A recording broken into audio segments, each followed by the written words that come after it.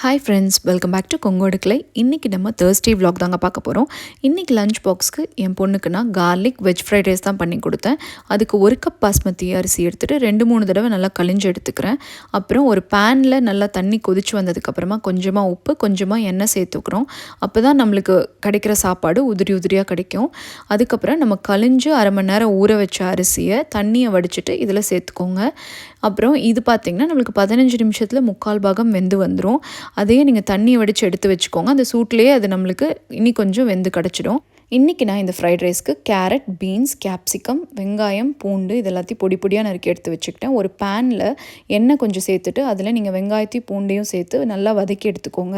அந்த பூண்டு பார்த்திங்கன்னா ப்ரௌன் கலர் ஆயிருக்கணும். அப்போ தான் நம்மளுக்கு அந்த ஃப்ளேவர் நல்லா கிடைக்கும். அதுக்கப்புறமா நம்ம வெட்டி வச்ச காய் எல்லாத்தையுமே நீங்கள் சேர்த்துக்கோங்க.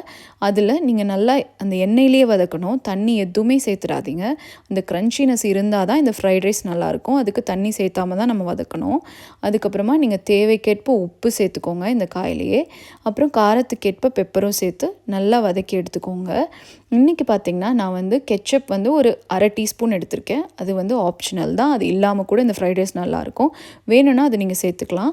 அதுக்கப்புறம் அதையும் சேர்த்து நல்லா வதக்கி எடுத்துகிட்டு நம்ம வேக வச்சுருக்கோம் இல்லைங்க, அந்த சாப்பாடையும் இதில் சேர்த்து நீங்கள் மெதுவாக கிளறி விடணும்.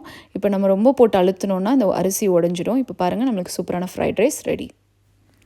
இன்றைக்கி நான் சைட் டிஷ்க்கு கோபி 65 தாங்க பண்ணி கொடுத்தேன். அதுக்கு காலிஃப்ளவரை சின்ன சின்னதாக வெட்டி எடுத்துகிட்டு அது சுடு தண்ணியில் நல்லா கழுவி எடுத்துக்கோங்க.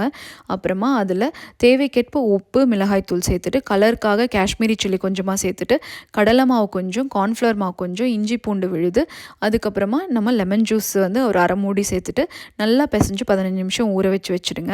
அப்புறம் எண்ணெய் நல்லா காஞ்சி வந்ததுக்கப்புறமா நீங்கள் அதில் ஒன்று ஒன்றா போட்டு ரொம்ப போட்டுறாதீங்க. அந்த எண்ணெய் பிடிக்கிற அளவுக்கு நம்ம போட்டு நல்லா பொரிச்சு எடுத்து நல்ல கிறிஸ்பியான க்ரன்ச்சியான கோபி 65 ரெடி ஆகிடுங்க.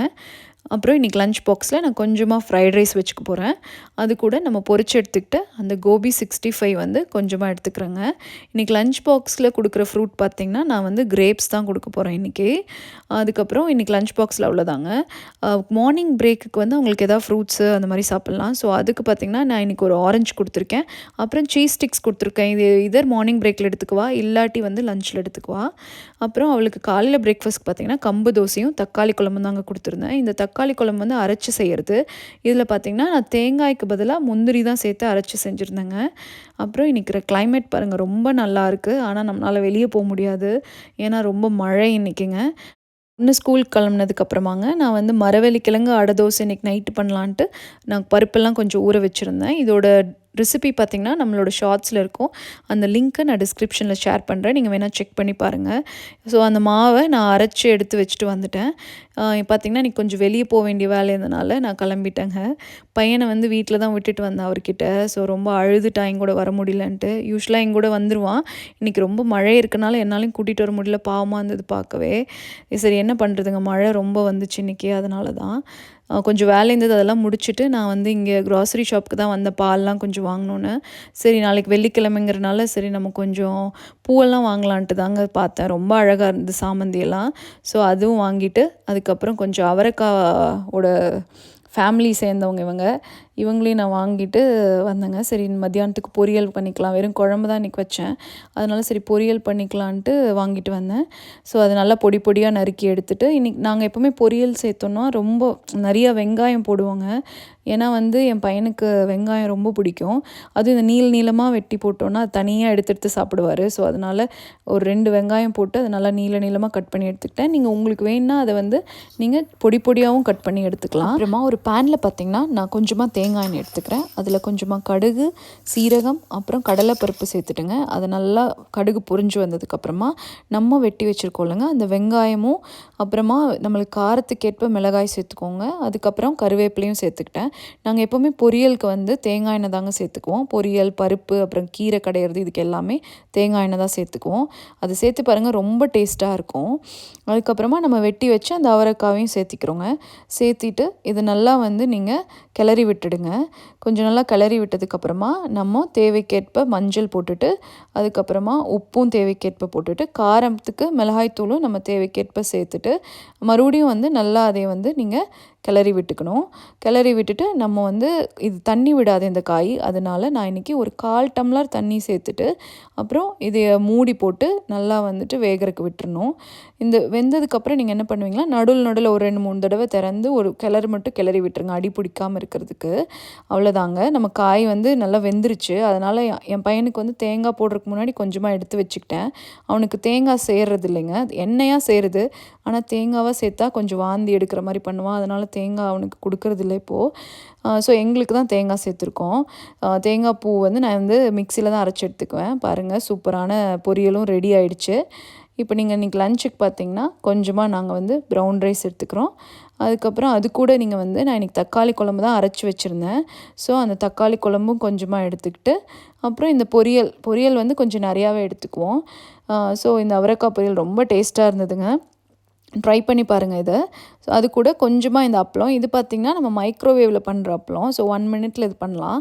ஸோ அந்த அப்பளம் தான், அப்பளமும் கொஞ்சமாக எடுத்துக்கிட்டோம். எங்கள் லஞ்சு இப்படி தான் முடிஞ்சுதுங்க. அப்புறம் நம்ம டின்னருக்கு பார்த்திங்கன்னா நம்ம அரைச்சி வச்சுருந்த இந்த மரவள்ளி அடை தோசை மாவு அரைச்சி வச்சுருந்தோம் இல்லைங்க, அதை வந்து நம்ம எடுத்து அது பார்த்திங்கன்னா நம்ம மத்தியானம் வந்து ஆட்டினோன்னா நைட்டு யூஸ் பண்ணிக்கலாம். அந்த மாவு புளிக்க தேவையில்லை. ஸோ அதனால் நான் இன்றைக்கி நைட்டுக்கு இந்த தோசை தாங்க பண்ணோம். இது பார்த்திங்கன்னா நம்ம தோசைக்கல்ல கொஞ்சமாக எண்ணெய் தேய்ச்சி விட்டுருங்க. ஃபஸ்ட்டு எண்ணெயை வந்து நல்லா தேய்ச்சி எடுத்துகிட்டு தண்ணி தெளித்து நீங்கள் வந்து உடனே மாவு ஊற்றி சுட்டால் தான் நம்மளுக்கு வந்து கீழே பிடிக்காமல் வரும் இந்த அடை தோசைக்கு. இது நார்மல் தோசை மாதிரி நம்மளால் பண்ண முடியாது. அதுக்கப்புறம் நீங்கள் பாருங்கள், எங்கேயுமே ஒட்டலை, அது பாட்டுக்கு நல்லா கிறிஸ்பியாக வந்திருக்கு பாருங்கள். ரொம்ப யம்மியாக கிறிஸ்பியாக இருந்தது. இந்த ரெசிபி நீங்கள் கண்டிப்பாக ட்ரை பண்ணி பாருங்கள். இன்றைக்கி நான் இதுக்கு தேங்காய் சட்னியும் பொடியும் வச்சு வீட்டிலேயே அரைச்ச மிளகாய் பொடியும் வச்சு தாங்க பண்ணேன். அதுக்கப்புறம் நாளைக்கு வந்து வெள்ளிக்கிழமைங்கிறனால நம்ம வந்து இந்த பூஜை ஐட்டம்ஸ் எல்லாத்தையும் சரி கொஞ்சம் கழுவி வச்சிடலான்ட்டு அது எல்லாத்தையும் நைட்டு உட்காந்து எல்லாத்தையும் கழுவி எடுத்து வச்சுட்டோங்க. அதுக்கப்புறம் இன்றைக்கி நான் வந்து இந்த பூ இது 2 பேக்கெட் தான் வாங்கிட்டு வந்தேன். இது பார்த்திங்கன்னா 1 வாங்கினா 3 பவுண்ட் 49 பென்ஸு, அதே 2 எடுத்தால் 5 பவுண்ட்னாங்க. இதை நம்ம வந்து 3 வாரத்துக்கு போக நம்ம வச்சுக்கலாங்க. இது நம்ம அவ்வளோ ஃப்ரெஷ்ஷாக இருக்கும். ஃப்ரிட்ஜில் நீங்கள் வச்சுக்கிட்டிங்கன்னா ஸ்டோர் பண்ணுறது மட்டும் ப்ராப்பராக நம்ம பண்ணிட்டோன்னா 3 வாரம் பக்கம் இது தாங்கும். ஸோ 3 வாரத்துக்கு நான் வந்து இது யூஸ் பண்ணிக்கலாம். அதனால் 2ஆக எடுத்துகிட்டு வந்துட்டேன். இதை வந்து நீங்கள் இந்த மாதிரி பூ ஒன்று கட் பண்ணி எடுத்துக்கணும். அதுலேருந்து நம்ம எல்லா பூவையும் இந்த மாதிரி கட் பண்ணி எடுத்துடணும் ஃபஸ்ட்டு. இந்த அளவுக்கு காம்பு விட்டு கட் பண்ணிக்கோங்க. இப்போ பார்த்திங்கன்னா நான் எல்லாத்தையும் கட் பண்ணிட்டேன். ஒன்று விடாமல் கட் பண்ணி எடுத்துருவோங்க, எதையுமே நம்ம வேஸ்ட் பண்ணக்கூடாது. அதனால் எல்லாத்தையும் நான் கட் பண்ணி எடுத்தாச்சு. அதுக்கப்புறம் பார்த்திங்கன்னா இந்த கொத்து பார்த்திங்கன்னா இது நான் ஒரு விநாயகர் இருக்குது, அதில் வந்துட்டு நம்ம அப்படியே அந்த பொக்கே மாதிரியே வச்சுக்கலாம். ஸோ அதனால் இது நான் அப்படியே கட் பண்ணி எடுத்துக்கிட்டேன். அதுக்கப்புறம் பார்த்திங்கன்னா இந்த குட்டி குட்டி மொக்கே நம்ம விட்டு வைக்க மாட்டோம், அது குட்டி குட்டி சாமிக்கு வச்சுக்கலான்ட்டு அதையும் நம்ம கட் பண்ணி எடுத்தாச்சு. ஸோ இதெல்லாம் நீங்கள் இப்போ என்ன பண்ணுறீங்கன்னா இங்கே ஃப்ரீசர் பேக்னு இந்த கவர் கிடைக்குங்க. ஸோ இதில் பார்த்திங்கன்னா நான் வந்து ஒரு 2 டிஷ்யூ வந்து சேர்த்துன மாதிரி எடுத்துகிட்டு அதே நம்ம ஃபஸ்ட்டு கீழே போட்டுக்கணும். இப்போ கீழே நல்லா இதை விரித்து விட்டதுக்கப்புறமா இந்த டிஷ்யூ மேலே நம்ம பிச்சு வச்சுருக்கோம் இல்லைங்க அந்த பூ எல்லாத்தையும் அதில் நம்ம போட்டுக்க போகிறோம். அதில் போட்டுட்டு நீங்கள் எல்லாத்தையுமே அந்த டிஷ்யூ மேலே தான் இருக்கணும், அந்த மாதிரி போட்டு வச்சுக்கோங்க. கடைசியாக இந்த நம்ம கொத்து இருக்கே இதையும் அது மேலே வச்சுட்டு அது மேலே நீங்கள் ஒரு டிஷ்யூ இப்போ வந்து ஒரு சிங்கிள் டிஷ்யூ எடுத்துகிட்டு நம்ம இது மேலே போட்டு க்ளோஸ் பண்ணி வச்சுக்க போகிறோம்.